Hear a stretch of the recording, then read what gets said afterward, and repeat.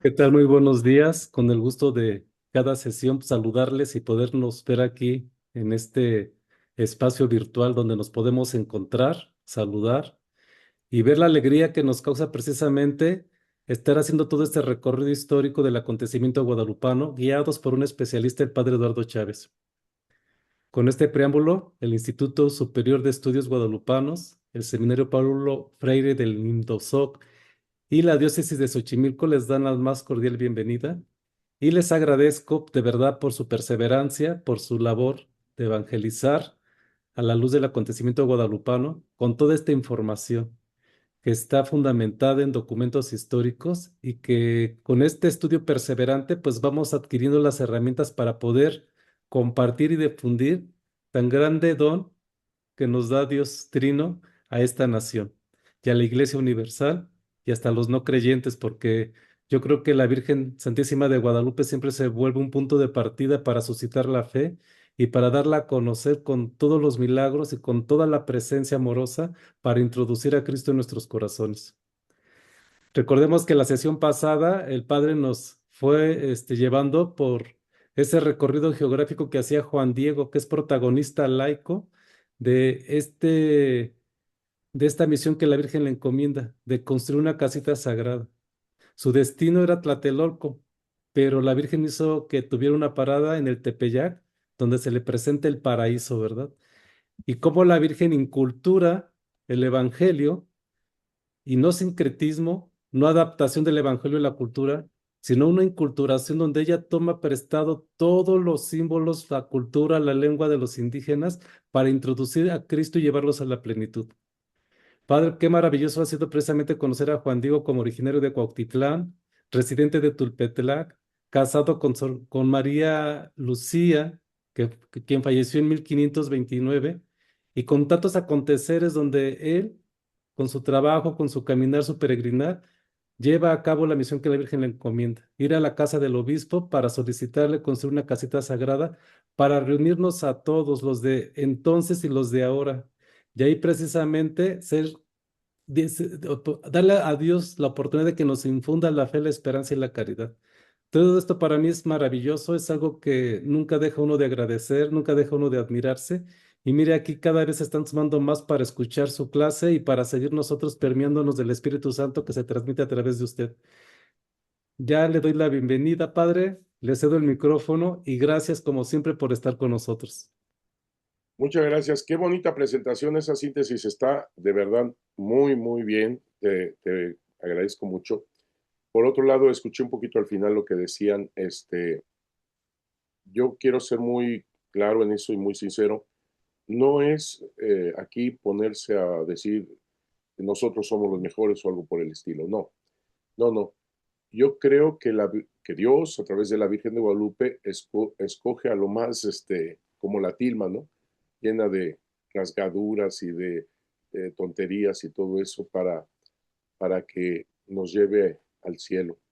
Yo creo que todo esto ha sido producto de ella, al final de cuentas. Ella, nada más estamos tratando de vislumbrar por dónde fue todo esto, pero gracias a Dios tenemos esta síntesis hasta ahora. Por el otro lado, les recuerdo que ustedes son parte de esta historia de salvación en el amor. Ustedes son parte de esta historia de salvación en el amor. Para mí es claro. El hecho de que estemos en este curso no es una cosa nada más por curiosidad académica o por solamente el conocimiento, que es muy bueno, sino que es una misión, un envío, porque seguramente, y estoy clarísimo en eso, que aquí, por ejemplo, están, la gran mayoría son laicos. Así que esto es algo que los laicos tienen que difundir y hacer ese motor dentro de la iglesia en esta historia de salvación en el amor. Estoy clarísimo que son ustedes enviados, pero hay que conocer más y mejor todo esto. Sí, ciertamente hay hermanos nuestros, lo vimos al inicio de la postulación, que tenían obviamente pues su postura, sus ideas y todo esto, y muy respetables todas. Pero nosotros como vamos caminando en toda esta postulación, íbamos encontrándonos con todo esto que se decía y vamos tratando de ver por dónde está la verdad, sobre todo con, como lo decían, con documentos, esta convergencia de documentos. Por eso, cuando a mí me piden, por ejemplo, el ver qué dice la imagen como códice, la imagen de la Virgen de Guadalupe, pues hay que estar pendiente en muchas cosas que se armonizan. Me explico. No se trata de que tengan como una mancha de aquellos de los psicólogos, etcétera, que tú te proyectas y empiezas a decir lo que según tú es una mariposa, un caballo, lo que sea, porque te estás de alguna manera proyectando en todo ello. No se trata de eso, sino al revés. ¿Qué nos dice ella a nosotros? Por eso hay que estar muy claros de que es la armonía. Ya no digo solamente unidad, es la armonía de todo lo que está en torno de la Virgen de Guadalupe. Por eso hay que conocer el pensamiento indígena, hay que conocer el pensamiento de la iglesia, los papas, los concilios, etcétera. Hay que conocer de esa mentalidad europea como se estaba dando en aquel siglo, como también la indígena, digo, y entonces vas armonizando todo esto y entonces sí puedes más o menos definir, digo más o menos porque todavía falta estudio de este tipo de ángulos para poder todavía más y más y más. No estoy hablando solamente de las ciencias exactas, que ese es otro tema, que esa es otra situación que podemos también analizar, por supuesto. Lo hemos hecho en el Instituto Superior de Estudios Guadalupanos. Estoy hablando de toda la mentalidad, todo el ambiente, la armonía, la unidad, pues, de todos estos conceptos puestos en esa imagen y en su forma de hablar, de decir, los conceptos que se tienen. Por eso bendigo a Dios por Antonio Valeriano. Él ha de estar en el cielo, la verdad, por hacer el Nícamo Pogua de esa manera, es decir, caracteres latinos y sonido náhuatl. Eso es muy importante. Caracteres latinos y el sonido náhuatl que Juan Diego le estaba dictando, digamos, le estaba diciendo. Obviamente, Antonio Valeriano tenía la apertura de ver otros testigos, por supuesto, pero el máximo es Juan Diego. Y entonces va haciendo esta obra, pero con caracteres latinos. ¿Por qué digo caracteres latinos? Es muy importante porque lo podemos leer. ¿Por qué digo que es el sonido náhuatl muy importante y qué bueno que lo hizo así? Por los conceptos que ahí se dan, que en ese concepto náhuatl podemos profundizar, porque cada frase son conceptos que van a profundizarse, como lo vamos a ver a continuación.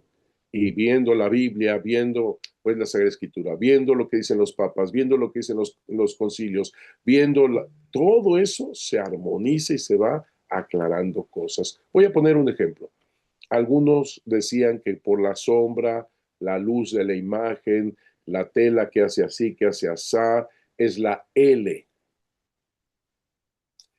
que otra sombra, otra luz, otra es la U, que otro es la X. Entonces dice lux, luz. Cuidado, cuidado. Entonces yo tendría que decir, muéstrame en un códice lo que dice lux entre los indígenas. Muéstramelo. O muéstrame todo el concepto de esta armonía para decir eso.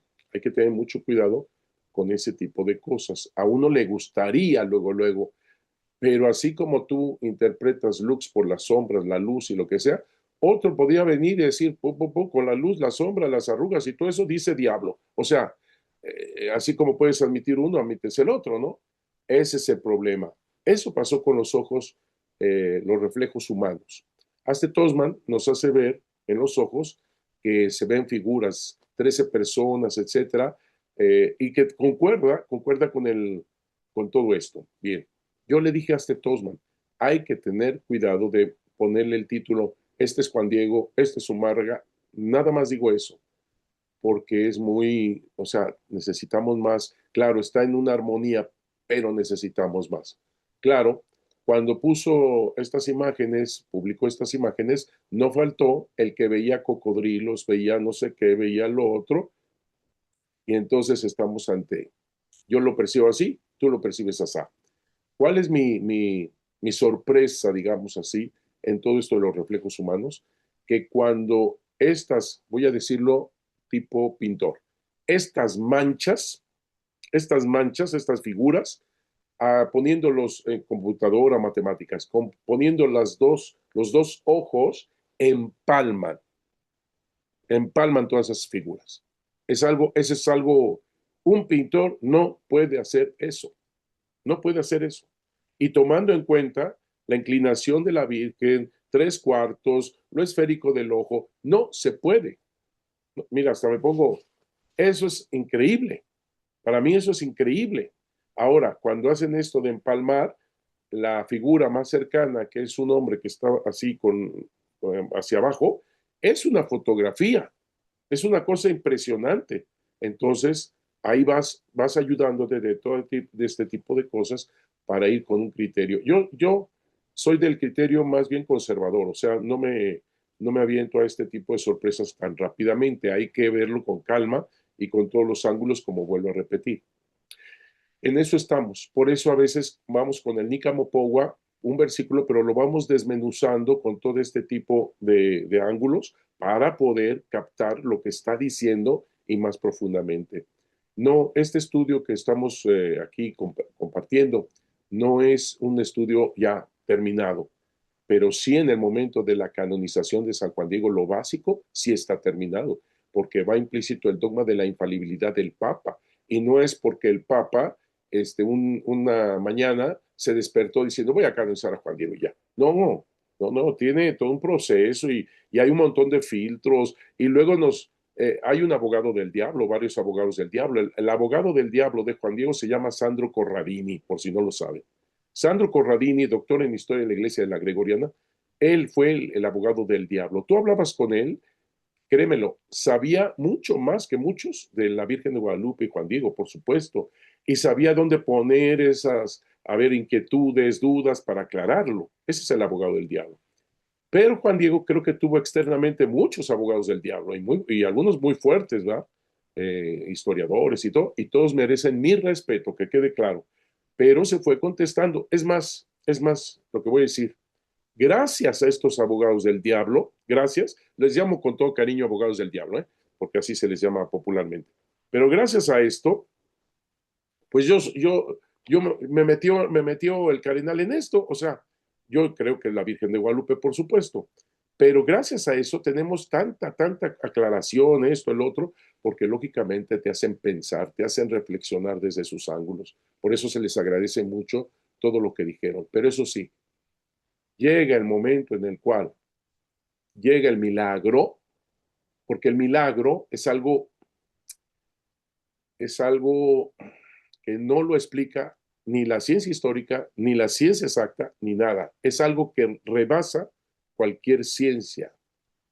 Un muchacho que se tira, que se rompe el cráneo, que está muerto prácticamente, médicamente está muerto y resucita y a los 4 días se solda el cráneo, explíquenmelo. O sea, eso es rebasa y lo dicen los doctores, los especialistas. No lo estoy diciendo, yo estoy repitiendo, pero digo, cualquier eh, sensatamente dice, roto el cráneo y en 4 días se solda eso, pues digo, no es algo normal.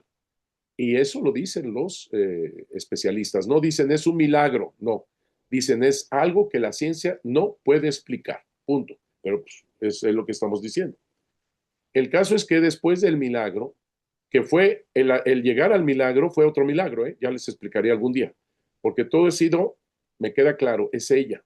Es ella que quiere que tú conozcas más quién es ella, que conozcamos más quién es ella, me queda claro. El caso es que es cuando Juan Pablo II, otro santo, ¿verdad? Dice, lo canonizo y en el Tepeyac. Eso también es otro milagro porque todo mundo le decía que no. Y él, viejito, viejito, enfermito, enfermito, en silla de ruedas, pero, pero viva México. O sea, tenía un carácter maravilloso. Y entonces vino a México y canonizó a Juan Diego en este presbiterio del Tepeyac, donde muy difícil que volvamos a ver dos santos en el presbiterio del Tepeyac. Va a ser muy difícil. Yo no sé sus hijos, yo no digo los míos porque no los tengo, pero no sé sus hijos, pero yo ya no lo vemos. Eso fue increíble. Bueno, ahí ese punto es muy importante. Lo que estamos hablando aquí en mucho es esa definición del Santo Padre.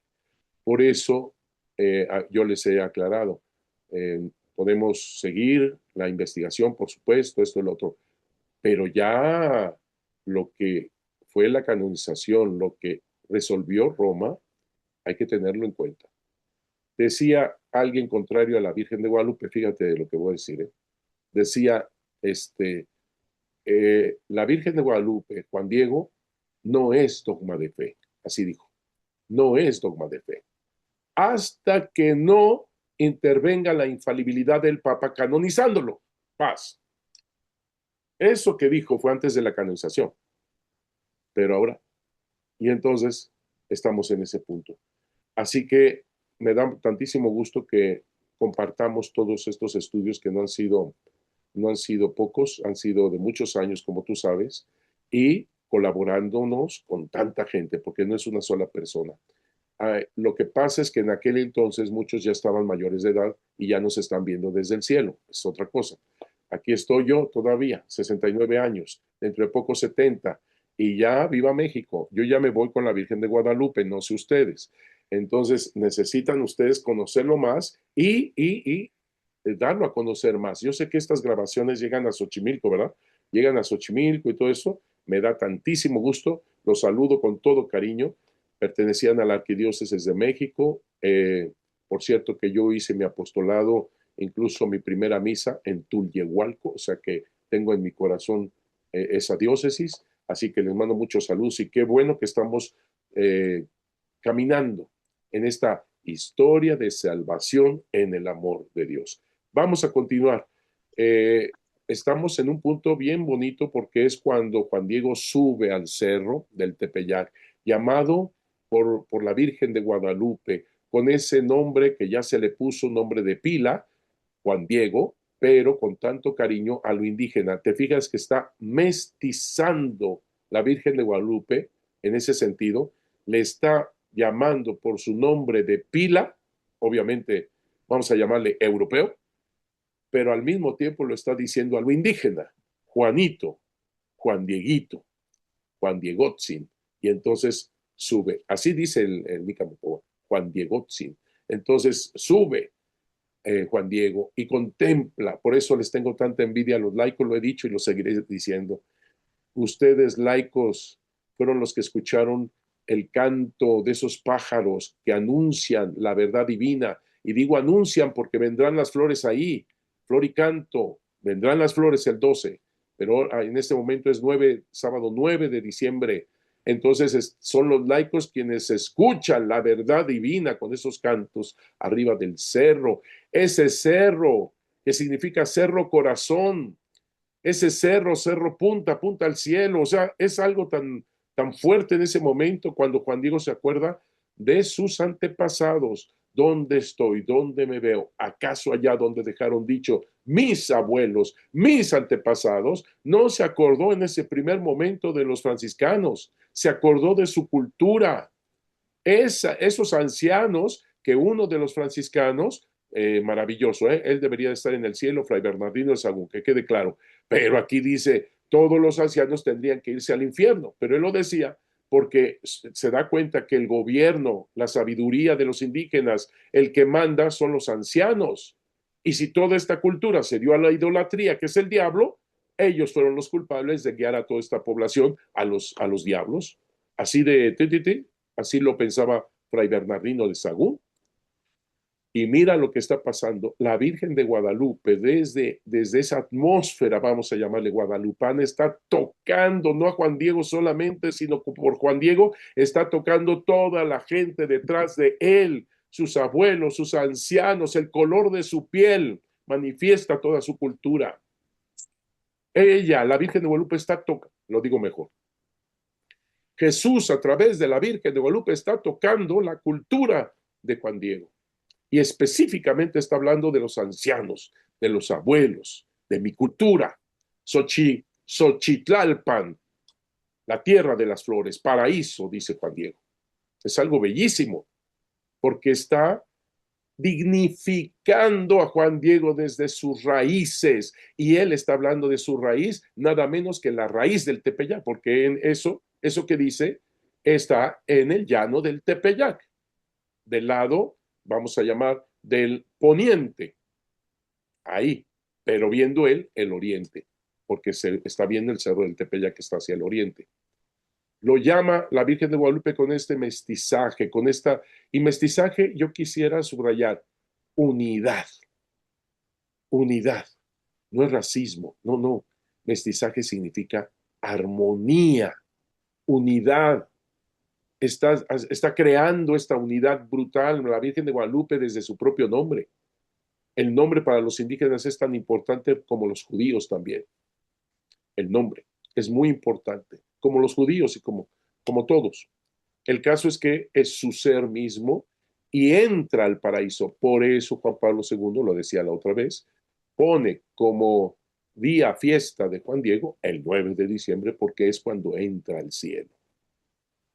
A los santos generalmente se les da su fiesta, su día cuando mueren, el día de que mueren.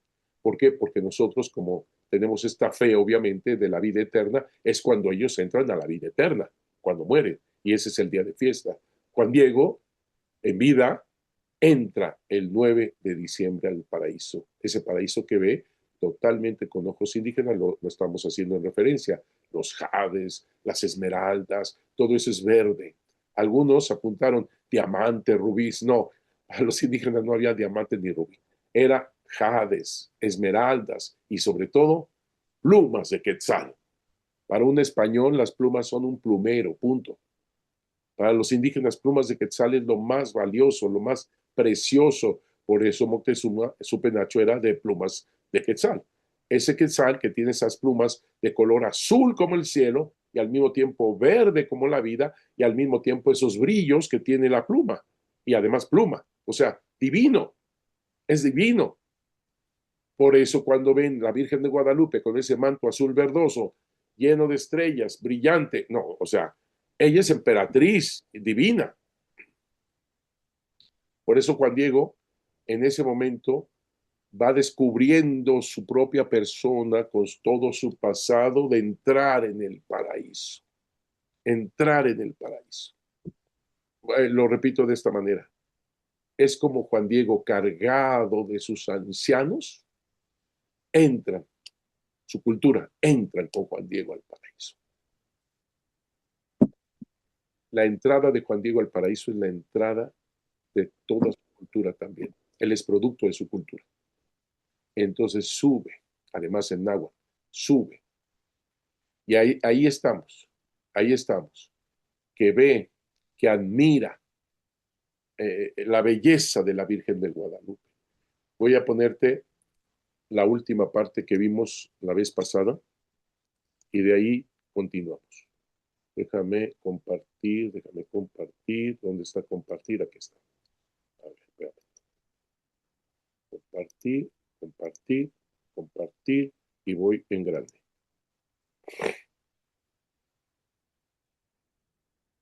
Aquí nos quedamos. Luego se atrevió a ir a donde lo llamaban. Ninguna turbación inquietó su corazón y ninguna cosa lo alteraba. Antes bien se sentía alegre, contento por todo extremo. Fue a subir al cerrillo para ir a ver de dónde lo llamaban. Hicimos la comparación la última vez con Adán, ya lo dijimos. Así que está haciéndose una nueva creación. Es el nuevo Adán, por decirlo así. Es el nuevo. Y todo esto lo hacía referencia ya en su primera publicación. Fíjate lo que dije. Su primera publicación, no dije escrito, su primera publicación, Miguel Sánchez, 1648. Hace esta mención, esta relación también. Y sigo entonces, ¿eh? Así que sube Juan Diego al Cerro Corazón. El Cerro Corazón de donde surgen los cuatro rumbos del universo. Acuérdense de Eduardo Matos Moctezuma, acuérdense de Miguel León Portilla, acuérdense de Ángel María Garibay, todos ellos captan esto y la última publicación de Austin. Así que es totalmente esto de los cuatro rumbos del universo. Esto, por favor, grábenselo en la mente, porque la misma imagen tiene este concepto. ¿Ven? Por eso es muy importante todo lo que está sucediendo con la mentalidad indígena, con la europea, con la Biblia, con la palabra de los papas, con la palabra de los concilios, etcétera, etcétera. Por eso hemos destacado mucho a Benedicto XVI. Terminando el curso o en el curso, por favor, lean los libros de Benedicto XVI. De veras, se la van a pasar muy bien, escribe muy bien.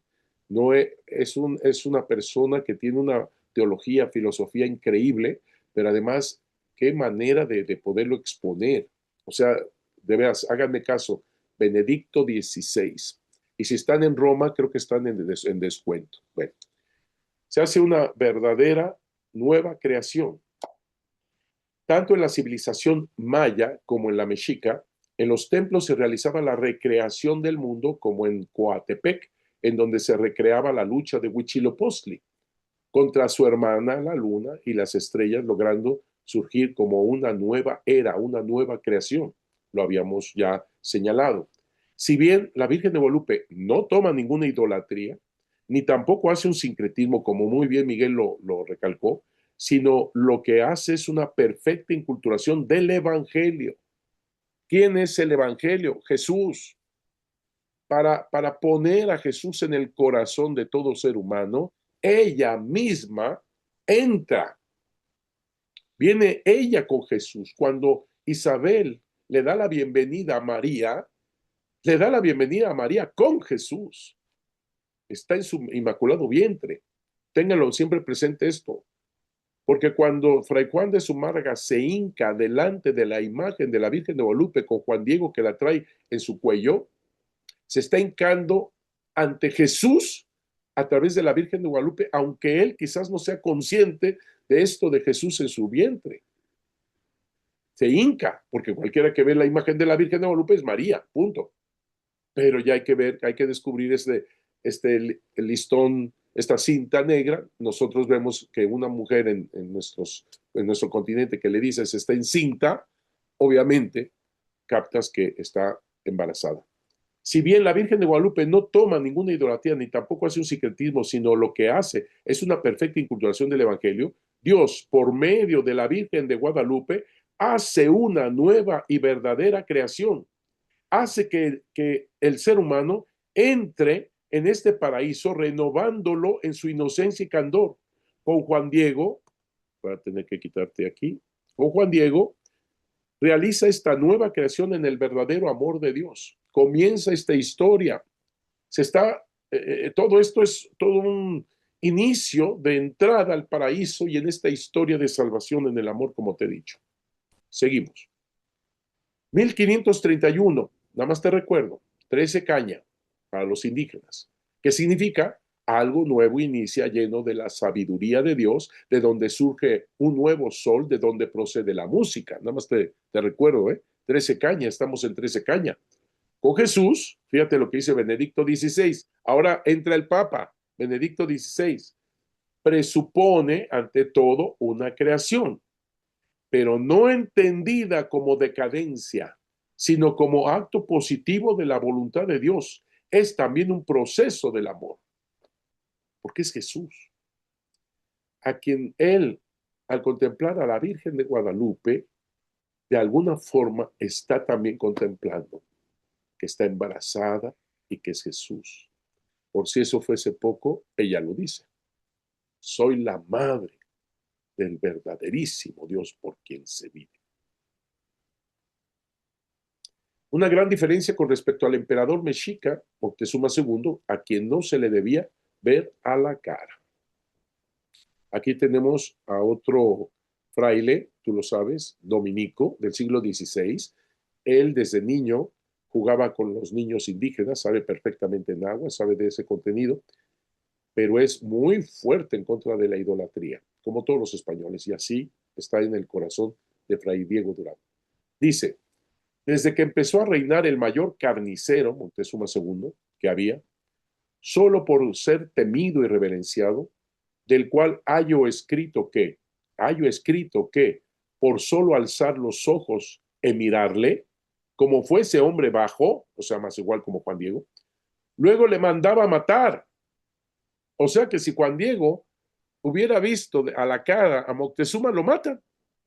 Así estaba la ley de ellos, porque decían que los hombres bajos no se habían de atrever a mirar al que estaba en lugar de Dios, y así le adoraban como a Dios, postrándose en el suelo hasta que él pasase.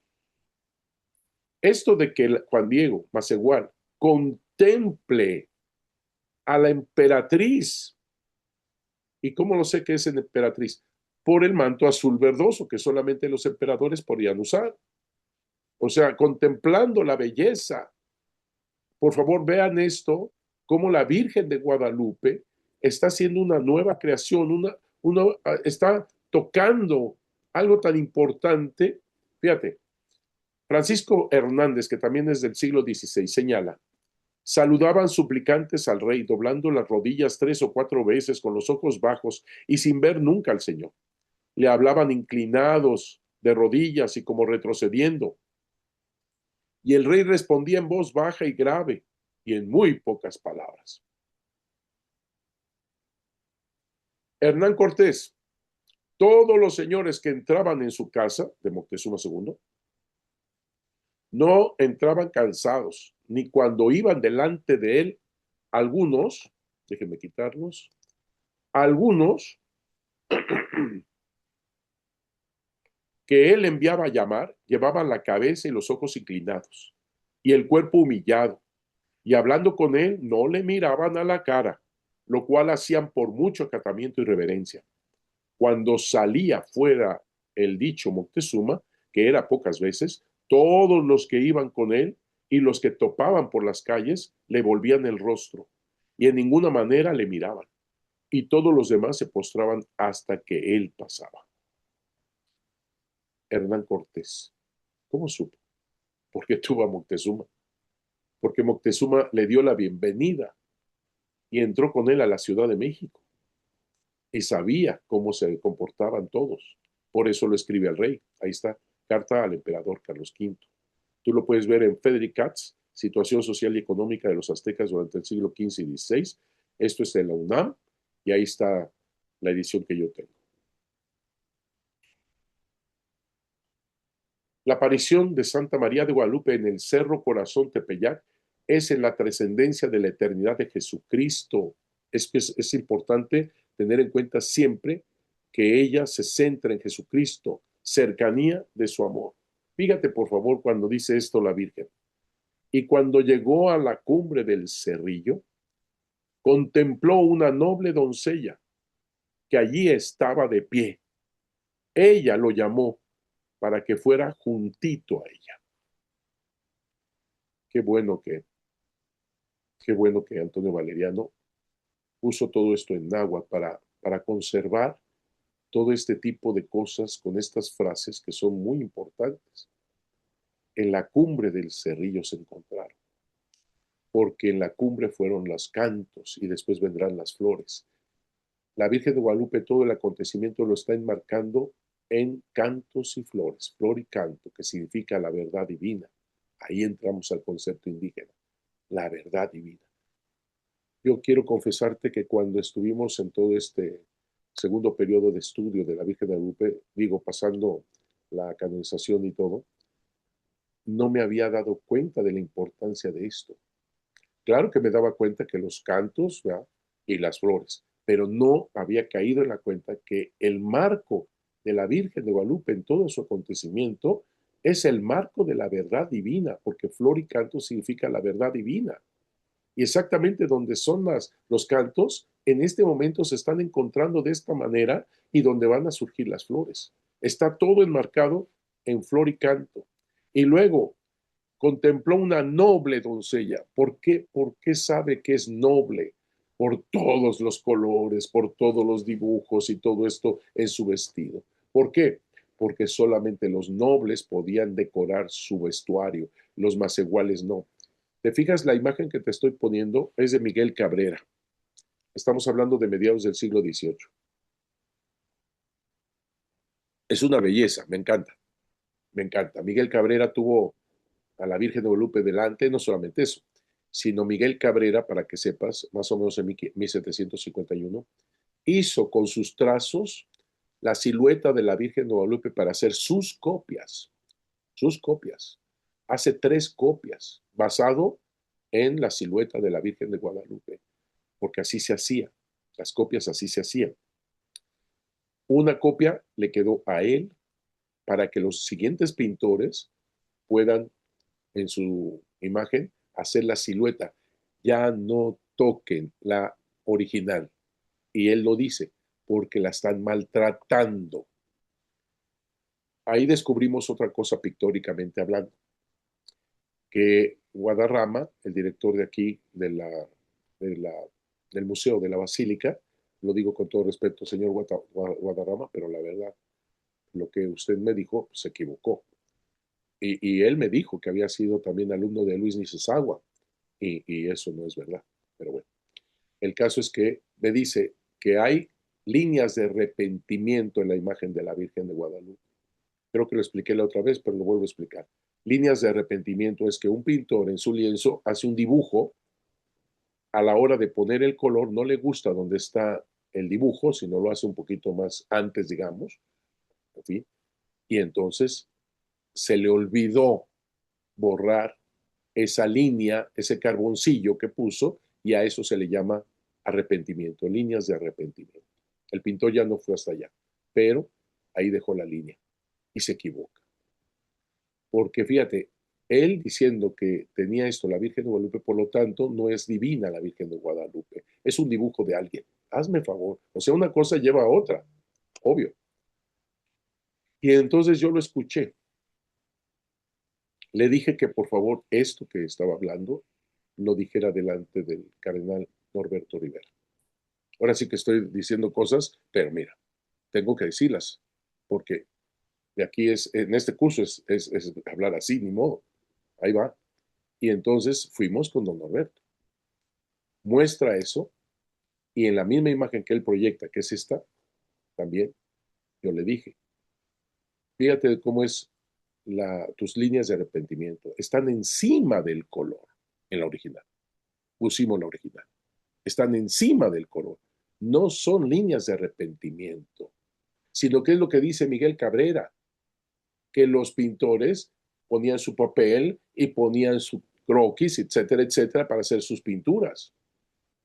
Y ahí se les olvidó esa línea o ese carboncillo lo dejaron los pintores que hicieron eso. Ese carboncillo está encima del color. No son líneas de arrepentimiento. Son de estos, de estos, de estos pintores, ¿verdad? Que le marcaron sus cosas. Y entonces ya el señor Guadarrama no tuvo nada que decir, obviamente. Y fuimos hablando más cosas de la imagen. Y ya no dijo más. Pero es que a veces tocamos un punto y ya con eso, pum, pum, pum, pum, hacemos todo lo demás, ¿no? Otra cosa, en esta imagen que estamos viendo, Miguel Cabrera se equivocó, también se equivocó. ¿Por qué? Porque a Juan Diego lo pone de azul. Ese azul solamente los emperadores lo podían poseer. Ningún más igual podía tener color en su ropa. Ahí se equivoca Miguel Cabrera. Por no conocer todo esto de los indígenas, pues él pintó como le ocurrió y tal. Es una pintura genial, maravillosa, pero lo hubiera puesto de blanco, como lo puso en otras imágenes de Juan Diego, ¿eh? Cabrera lo puso todo de blanco. Se ve que ya le habían dicho, sabrá Dios. Por el otro lado, fíjate en la cara de Juan Diego. Parece un europeo. Todos los pintaban así. Se volvió aquí todo un problema en la postulación de que por qué Juan Diego es un españolizado y tal, tal, tal. Es que era la inspiración artística de la época. Cualquiera que estaba en los altares, Juan Diego no era santo en ese momento, no se había confirmado que era santo, pues, y ahora con la infalibilidad del Papa, como le decíamos, pero todo el mundo lo tenía obviamente santo, hasta en vida le decían varón santo. Estaba para ellos en los altares junto con la Virgen de Guadalupe, y entonces españolizan el rostro. Lo ponen moreno, eso sí, pero es la manera de pintar en el siglo XVI. Tú puedes ver, la inmensa mayoría de Juan Diegos son pintados españolizándolos. No es nada de escándalo, así era la mentalidad indígena. Un ejemplo, en Estados Unidos pintan a nuestro Señor Jesucristo con ojos azules. ¿Cómo sabe? ¿Cómo sabe el pintor que tenía ojos azules? ¿Por qué no verdes? ¿Por qué no negros? ¿Por qué no café? ¿Por qué? ¿Por qué ojos azules? Lo pintan muy frecuentemente así. Es una proyección de ellos, claro. Punto. La imagen, digamos, más cercana a Jesús, pues es la sábana santa y tienen los ojos cerrados. O sea, es una forma de hacerlo y es la inspiración artística. Punto. Bien, dicho lo cual, ya lo dije de muchas formas, dice, ahí estaba de pie. Ah, noble doncella, me falta lo de doncella. ¿Por qué sabe que es doncella? ¿Por qué sabe que es virgen, una noble doncella? Por el pelo.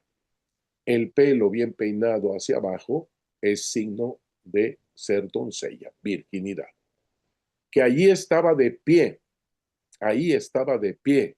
Esta actitud de ella, de ponerse de pie, es un respeto, es una cordialidad. Yo creo que todos los pueblos entienden, de todas las culturas. Cuando tú entras a una casa y te saludan y el otro sentado, bueno, pero cuando, vamos a suponer, el Papa, entras tú y el Papa se levanta, dices, ah, caray, y me saluda y me dice, ven juntito a mí, bueno, yo no sé si voy juntito a él o me desmayo en ese momento. O sea, es, es algo muy gratificante, cortesía de toda cultura, tú lo sabes. Esto que hace la Virgen es un gesto maravilloso, ven juntito a mí. Esto, ella lo llamó para que fuera juntito a ella. O sea, todos estos signos son esa presencia de amor, presencia de amor. Fíjate, Miguel León Portilla. La Virgen de Guadalupe toca el corazón indígena y es iluminado por esta pequeña luz que daba la esperanza y a pesar del tremendo fatalismo de los indígenas, al mismo tiempo los indígenas decían, ¿verdaderamente allá es el lugar donde se vive? ¿Me engaño si digo, tal vez todo está terminado en esta tierra y aquí acaban nuestras vidas? No, antes bien, dueño del universo, que allá con los que habitan en tu casa te entone yo cantos del cielo. Mi corazón se alza allá la vista fijo, junto a ti y a tu lado, dador de la vida. Qué hermoso, qué manera de expresarse de los indígenas. Miguel León Portilla, Filosofía Náhuatl. Y es esto que está haciendo la Virgen de Guadalupe. Es esto. Mi corazón se alza. Podríamos poner esto en boca de Juan Diego. Allá la vista fijo, junto a ti y a tu lado, dador de la vida. Alguno podría corregir diciendo junto a ti, Virgen María, pero no, está perfecto.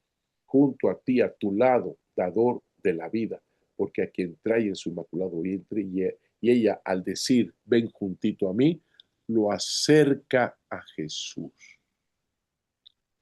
Al laico, la Virgen de Guadalupe, lo acerca a Jesús. Y todavía me preguntan, ¿por qué los envidio? Lo acerca a Jesús. Zumárraga se acercará a Jesús a través de la imagen de la Virgen de Guadalupe como todos nosotros, cuando sea la impresión de la imagen y esté en sus manos. Pero este momento en que en vida Él escucha cómo suena la voz de María y lo acerca a Jesús de esta manera, digo, fíjate lo que dice el Papa Benedicto XVI. Yo cuando quiero estar en el cielo, por supuesto, y este Señor lo está, yo quiero platicar con Él, hablar con Él, ahí estará la Virgen de Guadalupe, fíjate lo que dice. Dice Jesús, su palabra es la que penetra en ellos, transforma su pensamiento y su voluntad, su corazón, y lo abre de tal modo que se convierte en un corazón que ve. ¡Wow! Y lo abre de tal modo que se convierte en un corazón que ve. Mi corazón se alza, allá la vista fijo, junto a ti y a tu lado, dador de la vida. ¿Verdad que está? Y estamos hablando de la filosofía náhuatl y estamos hablando del Papa Benedicto XVI.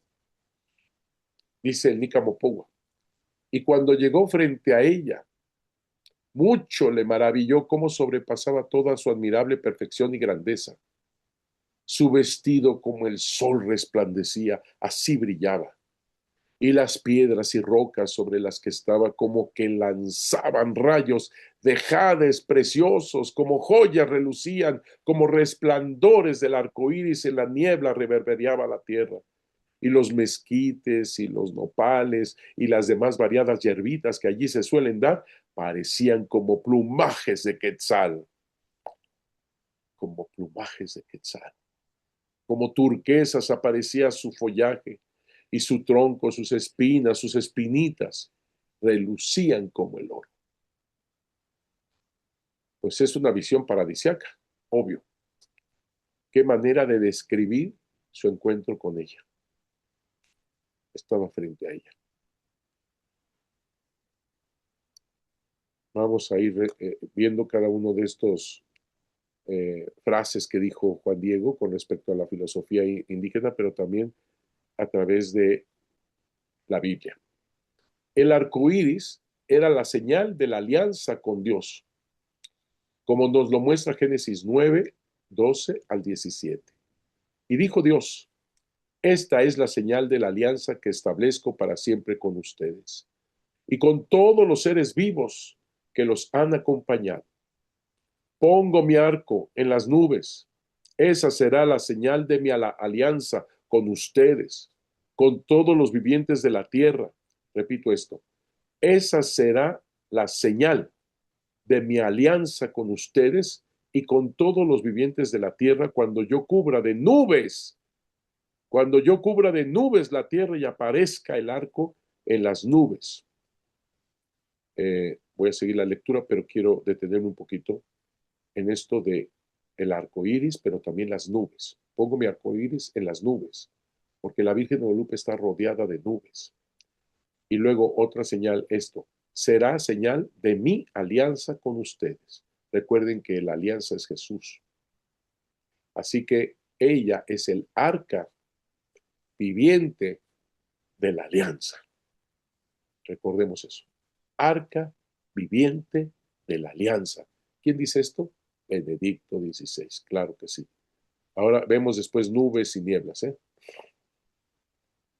Seguimos con la lectura. Me acordaré de mi alianza con ustedes y toda alma que vive en una carne, y no habrá más agua diluviales para acabar toda carne.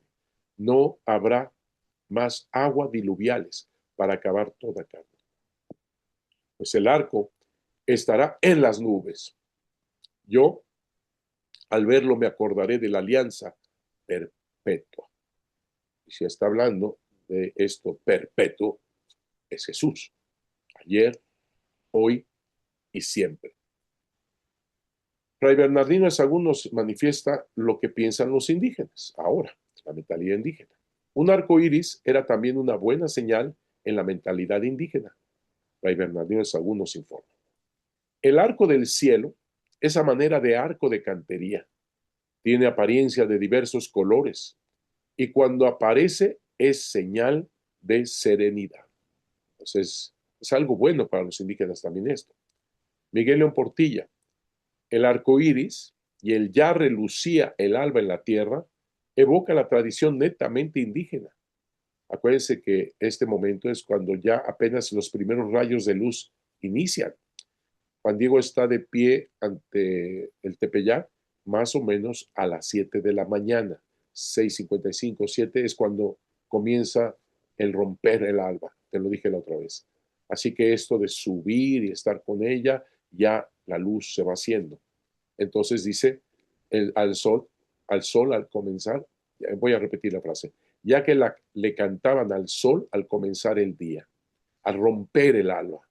Ha salido el sol, dicen los indígenas, y lo está viviendo Juan Diego, el que hace la luz y el calor, el niño precioso, águila que asciende. ¿Cómo seguirá su camino? ¿Cómo hará el día? ¿Acaso algo sucederá en nosotros? Su cola, su ala. Cola y ala significa pueblo. El pueblo, digamos así, en general, el pueblo. Su cola, su ala, generalmente está hablando de los más iguales. Y entonces cuando hablan de esta manera, Juan Diego lo está viviendo. Acuérdate que él dice a la Virgen de Guadalupe después, soy cola, soy ala. Dice Cayetano Cabrera, 1746. Nada más le recuerdo, Cayetano Cabrera, fíjate la fecha, 1746, se está buscando misa y oficio dedicado a la Virgen de Guadalupe. Y él hace un libro realmente maravilloso, de que sintetiza mucho de lo que se ha hecho en todo esto para también ser parte de la búsqueda de esta misa y oficio dedicado a la Virgen de Guadalupe. Por eso en 1750 y tantos es cuando pinta estas tres imágenes Cabrera. Uno para él, como decíamos, otro para la postulación, es decir, el que va a presentar para misa y oficio al Papa, y otro más para el arzobispo de México.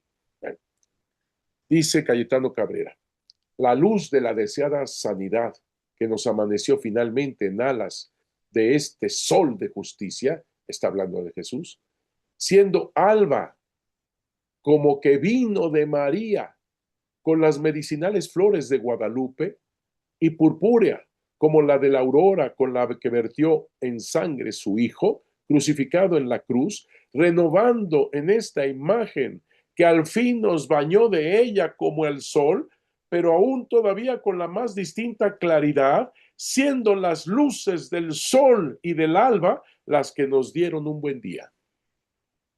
Lo está manifestando como ahorita estamos manifestándolo. Jesús, el verdadero sol que viene de lo alto. Ella lo va a decir, soy la madre del verdaderísimo Dios por quien se vive. Y sigo. Nubes. Me lo subrayé cuando estábamos leyendo los anteriores textos para que tengas en cuenta esta de nieblas y nubes, porque esto, nieblas y nubes, es un difracismo también para los indígenas. Nieblas y nubes es un difracismo, es decir, dos conceptos que se unen y surge un tercer concepto. A eso se le llama difracismo. Por eso vuelvo a repetir, qué bueno que Antonio Valeriano hace permanecer esto en náhuatl, porque tenemos estos conceptos, porque si no, solamente podría traducirse entre las nubes y ya.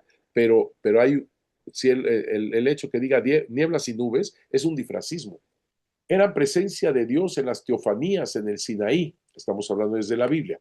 Éxodo 3, versículo 2 y siguientes, 18 y 19 y 18. Capítulo 19, 18. Cuando Moisés subió al monte del Señor, la nube cubrió el monte. La gloria de Yahvé descansó sobre el monte Sinaí y la nube lo cubrió, tú lo sabes. Éxodo 24, 16, 15, 16. O elementos vitales que se describen en el Nuevo Testamento, como en la transfiguración de Jesucristo en el monte Tabor, Mateo 17, Marcos 9, o en la venida del Espíritu Santo, Hechos de los Apóstoles 2. Vean cómo en cada momento las nubes también, desde la mentalidad israelita, lo que dice la Biblia, pues es también muy importante las nubes. Como nosotros vemos una persona pintada, digamos, entre nubes, pues entendemos que está en el cielo. Para el indígena es valiosa la vida cuyo color es el verde. El jade, las turquesas, esmeralda, las plumas hermosas de quetzal son lo más precioso para el indígena, pues es la vida divina. Por ello, estas manifestaciones en la aparición de Santa María de Guadalupe son indudablemente la vida divina preciosa y valiosa. Los padres indígenas decían a sus hijos, eres mi jade precioso, mi pluma de quetzal. Dicen testimonios de la antigua palabra, Huehuetlatoli. Y el hijo contestaba, Padre mío, ha hecho otorgamiento tu corazón, has sido benévolo conmigo, soy tu collar, tu pluma de quetzal. Cuando dicen los indígenas piedra acanalada, generalmente era jades preciosas para ellos, para nosotros también esmeraldas, imagínate. La esmeralda, por cierto, que solamente la podía usar el emperador, las esmeraldas, que no son de México, son de Colombia. Que por cierto mandamos un saludo a todos nuestros hermanos de Colombia, pero también nuestras oraciones. Y Estas piedras acanaladas obviamente significaba que estaban muy cerca de ti porque los hacían, como dice, collares. Son cosas preciosas que se tienen encima. Jade. Por favor, vean esto que encontré en la revista. Ahorita sale el- la cita de Arqueología Mexicana. Si tú vas al Museo de Antropología, posiblemente encuentres el número, porque ahí tienen bastantes números que ya son pasados y los siguen vendiendo, gracias a Dios. Yo he encontrado maravillas que pues no tenía esta colección, pero esta es brutal, porque mira los jades, qué colores tienen. Pero te va a sorprender lo que sigue. Vean, ve los colores.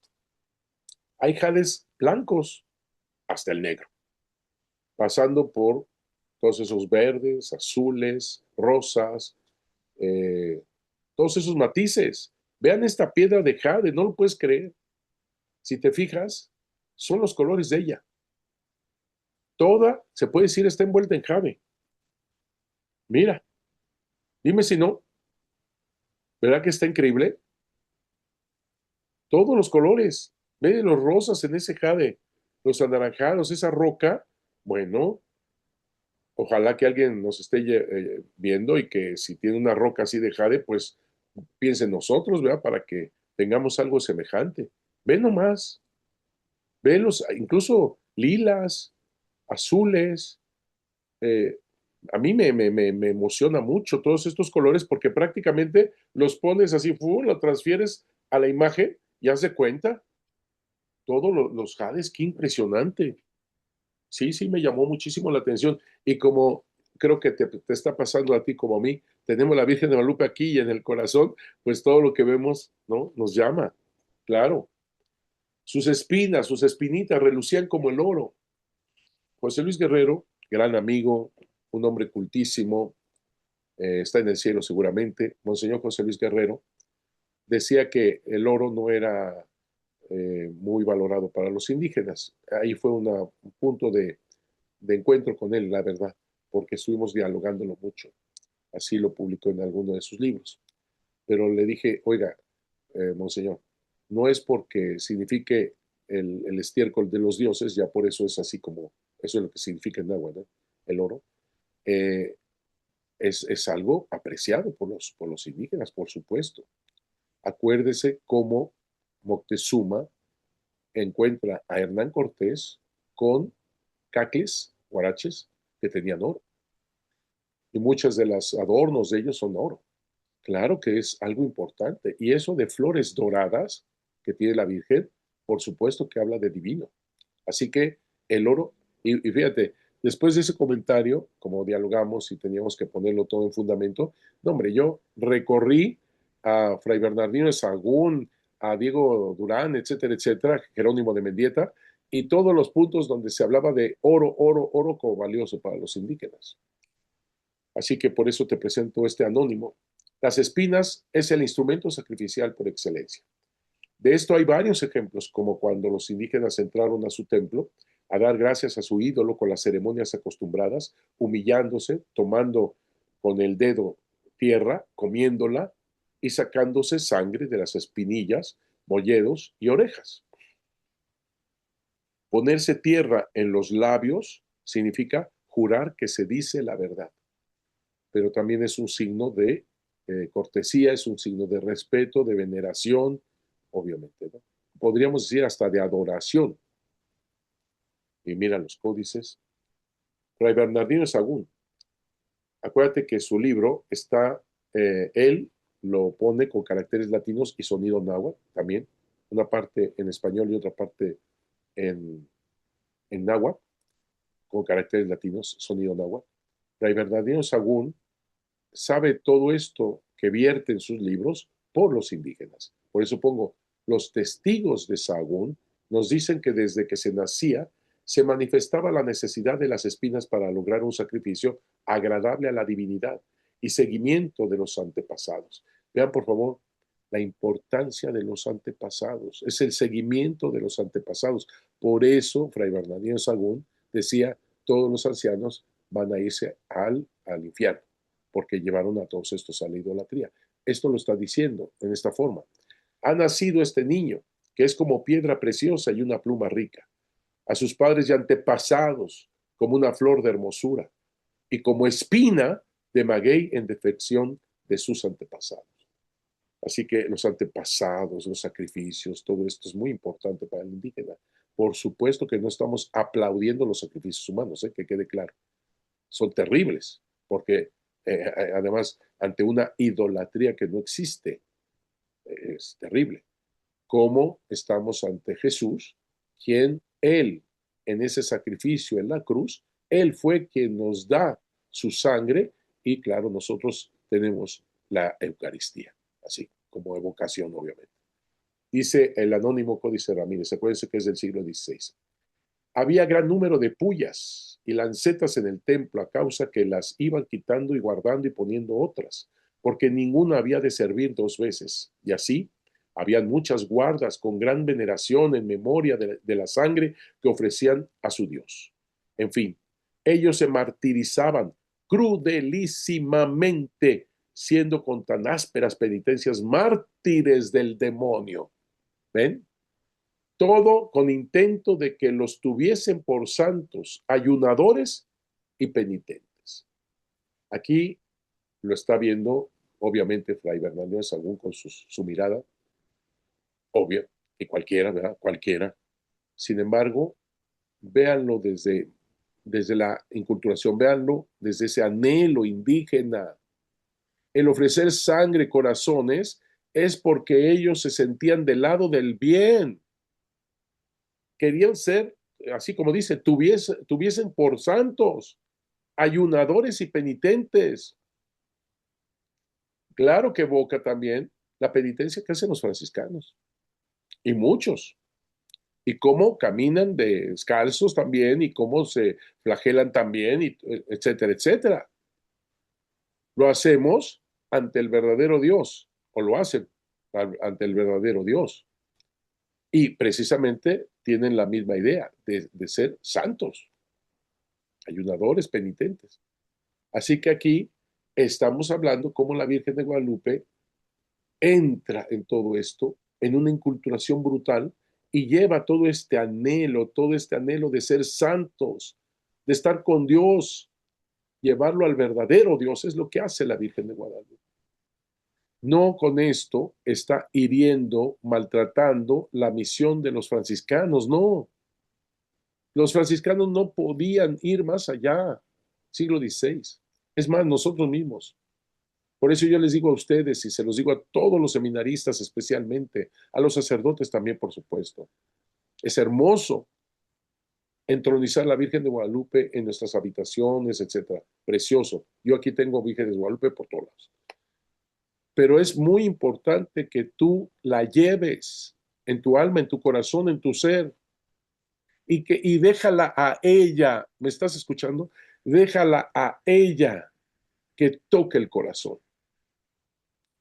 Es ella la que capta esto. Nosotros captamos hasta donde dice Fray Bernardino de Sagunda, aquí, que dice crudelísimas, claro, dice, siendo con tan ásperas penitencias mártires del demonio. Hasta ahí llegamos. Punto. Pero ella llega hasta el corazón, hasta la raíz. Por eso Juan Diego está en la raíz del Tepeyá, Cerro Corazón, donde inicia esta historia de salvación en el amor. Y lo primero que toca su corazón son sus antepasados. Está haciendo una perfecta inculturación. Sus espinas, sus espinitas relucían como el oro, dice el Nicamopowa. Vamos a seguir analizando esto. Instrumento sacrificial se transforma en oro, en divino, se glorifica. El instrumento sacrificial por excelencia que se utilizaba para dar sangre, el líquido precioso, para alimentar al universo, y con lo cual los indígenas pretendían ser tomados como santos. Dice aquí Alejandra Aguirre Molina, también nos lleva a López Luján, ahí están las citas abajo. El sacrificio era una práctica de enorme trascendencia en las sociedades mesoamericanas. La sangre del sacrificado alimento divino, por antonomasia, alimento divino por antonomasia, la sangre, poseía, de acuerdo con las creencias de aquellas épocas, virtudes vivificadores, claro. Con ella se ungían las imágenes religiosas para lograr por este medio la aportación a los dioses. El líquido precioso, vital. Por eso subrayo tanto que una mujer que está esperando un bebé en su vientre, cualquier mujer indígena, vamos a ponerlo desde el ángulo indígena, está esperando con ese cordón umbilical unido al bebé y la sangre se vierte para su niño. Le da vitalidad, su corazón mismo palpita para hacer palpitar el corazón de su bebé. Los indígenas decían cuando veían una mujer embarazada, esta moza, esta mozuela, tiene la síntesis de la energía dispersa en el universo, está en ese vientre de esa mujer, que es lo que da vitalidad a su bebé. Él le da la vida. Y con María de Guadalupe es diferente, ¿eh? Lo vamos a ver en su momento, es diferente. Pero es diferente.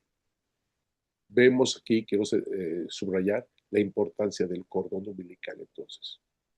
Por eso, cuando nacía un bebé indígena, tomaban ese cordón umbilical y era sagrado. Era la vitalidad. El líquido precioso se había vertido ahí y se lo daban al papá, cuando era varón el niño, se lo daban al papá para que el papá o algún amigo del papá lo enterrara en tierra florida, donde precisamente se dan los sacrificios. Empiezan los sacrificios porque toman al prisionero que va a ser víctima.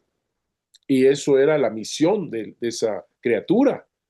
Y con esa víctima, ese sacrificio, el corazón y la sangre, era para vitalizar el cosmos, el universo. O sea, regresaba la vitalidad que ellos decían, esa mozuela tiene la síntesis de la energía dispersa en el universo. Ese niño va a cumplir esta misión de darle alimento al universo para que sea vivo, para que todos estos astros, el cosmos continúen y la historia, por eso los antepasados, mis abuelos, la tradición, Padre, la cultura, Padre, todo eso, porque es la historia. Por eso la Virgen de Guadalupe toma eso desde los antepasados de Juan Diego, convirtiendo la historia de salvación en el amor.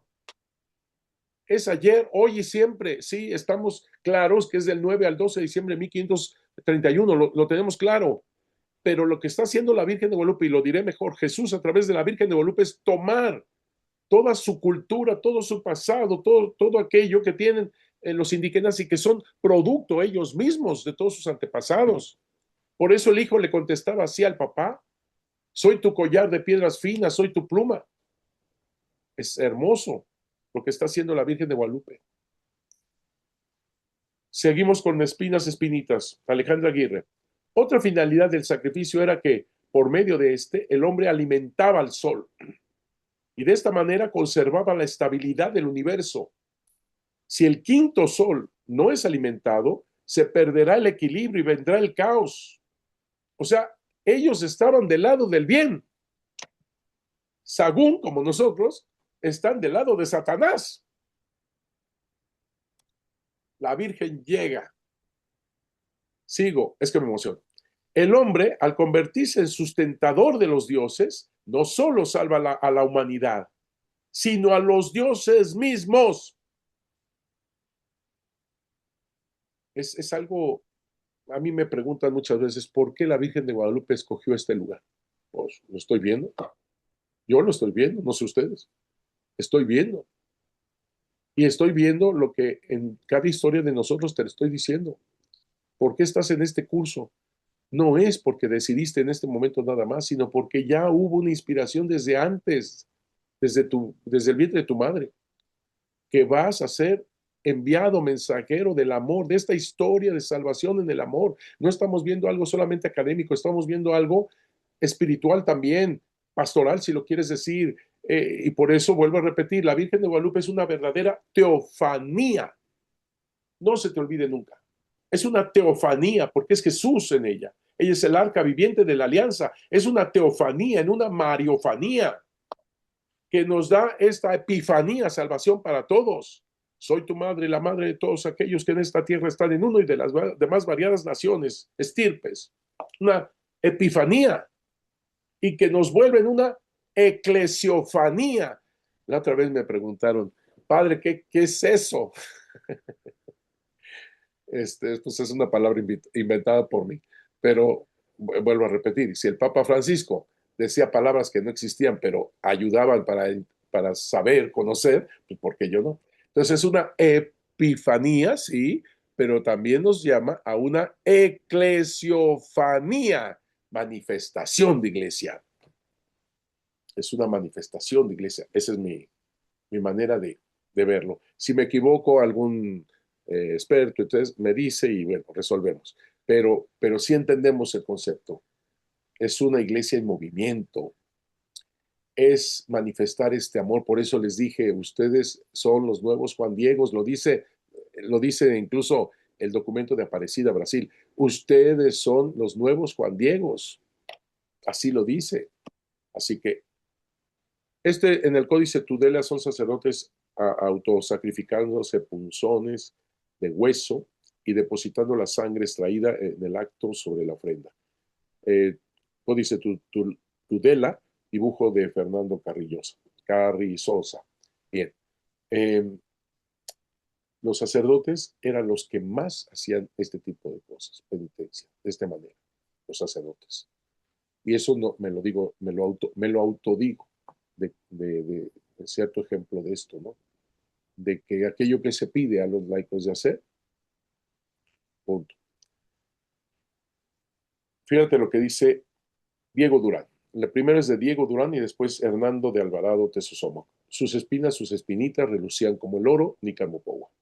Después de acabado este sacrificio, Ahuizotl pidió le trujesen un hueso de tigre, el cual le fue dado luego muy agudo y sangrándose las puntas de las orejas por la parte de arriba y los molledos puesto en conclillas, estando así sentado, llegó el dedo al suelo y cogiendo tierra en él lo metió en la boca, a la cual ceremonia llamaban comer tierra santa.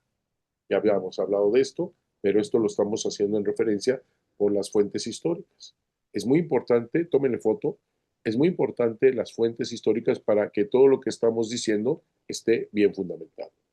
Hernando de Alvarado Tesosomo, llegando a la piedra que llaman Topsicali, que estaba ahí el hueso de tigre agudo, y comenzóse luego a sacrificar y sacarse sangre de las orejas y molledos y espinillas, hincado de rodillas delante del gran ídolo Huitzilopochtli. Dice Alejandra Aguirre. El instrumento más empleado y referido en las fuentes para realizar autosacrificio era la púa de maguey, la cual podía ser usada por cualquier persona sin importar rango ni clase social. Las empleaban sacerdotes, ministros con cargos importantes, gente común e incluso deidades como Quetzalcóatl. Tanto para la fiesta de Panquetzalisli, sí, sí, sí, sí, sí nos interesa mucho esto, claro que sí, porque la Virgen de Guadalupe no toma la fiesta de Panquetzalisli, lo he dicho. Ella toma el anhelo apocalíptico, el anhelo de vida que se da en ese momento. Tanto para la fiesta de Panquetzalisli como para la ceremonia del fuego nuevo se realizaban autosacrificios. Toda la gente se perforaba las orejas con navajas y espinas, esparciendo la sangre extraída sobre imágenes para ofrecerla al fuego nuevo, que se encendía después de haber apagado todos los fuegos de las casas y de los templos. Está hablando de esa fiesta. Porque cuando se apagaban todos los fuegos, fueron 4 días antes de la fiesta de Panquetzalisli, y en la fiesta de Panquetzalisli lo que se celebra es el fuego nuevo, si acaso puede rayar nuevamente el sol, el primer rayo de luz, y eso en ese momento de solsticio de invierno, acuérdense, es en ese momento cuando se da el fuego nuevo, cuando se advierte que ahí viene la luz y están, bueno, primero aterrados, te digo apocalíptico, están aterrados, el mundo se acaba al solsticio de invierno. El sol está en un día pequeñísimo, el sol está muy débil, la noche, las tinieblas dominan. Así que cuando ven el rayo de luz después del solsticio de invierno, el primer momento de rayo de luz, y estamos hablando de las 7 de la mañana, al romper el alba, rayando el alba, entonces se pone lo más estruendoso de todo esto de alegría, porque van a tener una oportunidad de seguir vivos, de seguir vivos. Ese es el anhelo. Eso es lo que toma la Virgen de Guadalupe. Sigo. Miguel León Portilla. La acción de vivificar se hacía del siguiente modo. Cuando se cortaban ritualmente las orejas, rociaban la sangre hacia arriba o la hacían gotear en el fogón. Decían que con esto vivificaban al fuego y al sol. Todo era sus dioses. Todo eran estos rituales. Todo era. Esa cruz que se ve en esta especie de, para el copal, de incienso, ahí se ve una cruz. Y claro, esto provocó un poco de desconcierto a los franciscanos y demás, porque ven ahí como una señal de Jesús. Más bien los indígenas lo tomaban como de donde surgen los 4 rumbos del universo. Esa señal es muy interesante, a mi manera de ver, porque es esta cruz, al final de cuentas, que ella misma trae, tanto en su medallón, una cruz, como también, la más importante, la flor de 4 pétalos que está a la altura de su vientre. Pero esa flor de 4 pétalos no está así, en ese tipo de cruz, sino como en un por, así, una X. Y eso significa movimiento. Los 4 rumbos del universo, sí, pero en movimiento. 4 rumbos del universo en movimiento. Eso es lo que quiere decir. Y vamos entendiendo. Alfonso Caso. El águila sobre el nopal significa entonces que el sol está posando en el lugar en que recibía su aliento. A ver, lo repito porque esto de aliento me interesa mucho. El águila sobre el nopal, el águila es el sol, sobre el nopal, significaba entonces que el sol está posando en el lugar en que recibía su aliento.